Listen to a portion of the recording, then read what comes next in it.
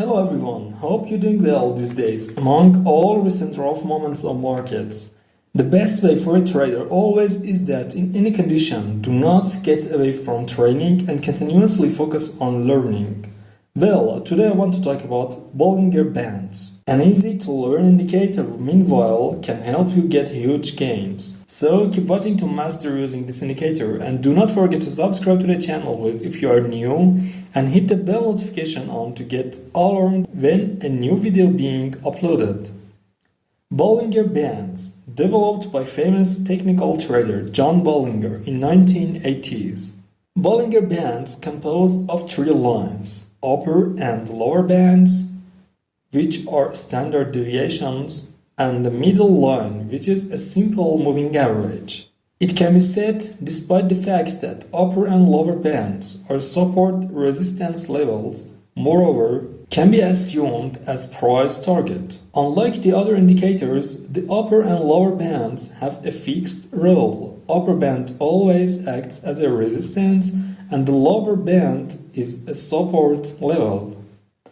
But middle line is an alternative level, which has both support and resistance roles. When the bands are getting narrower, indicates that the market is going to consolidate it, and the distance between upper and lower bands becomes slight. When the slope of both bands are positive and sharp and moving upward shows that we have a bullish market. Just pay attention that how an ascending rally starts and how we can know and enter the market from the very beginning. Well, when price intends to go up, first the upper band gets into an ascending mood, means that the slope becomes positive and sharp. On the other side, the lower band, first at the bottom, makes a convex surface, then get into positive and sharp slope shape as the upper band. This is how an ascending wave takes place in the market. Well, just after the observation of the first convex surface at the top, it's time to take our profit if we have bought in the lower prices before. So if we are long, we use the upper band to take the profit. Now, when is the market bearish?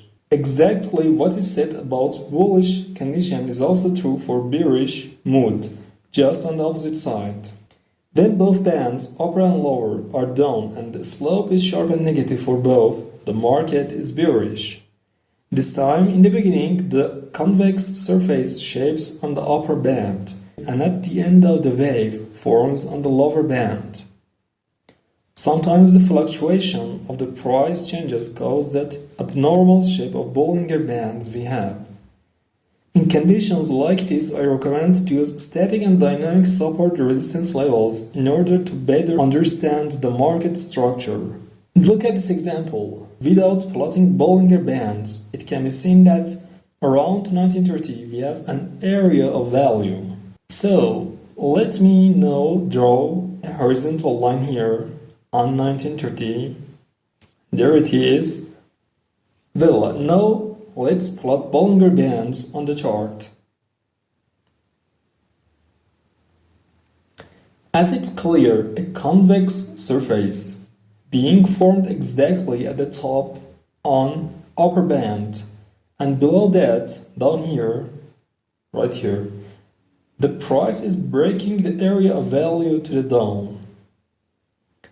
So we conclude that the market is moving downward and we can go for short positions. That's all about Bollinger bands in short. I hope that you have used what has been said. Don't forget to drop a like on the video and make sure that you have subscribed to the channel. Thank you all. See you soon.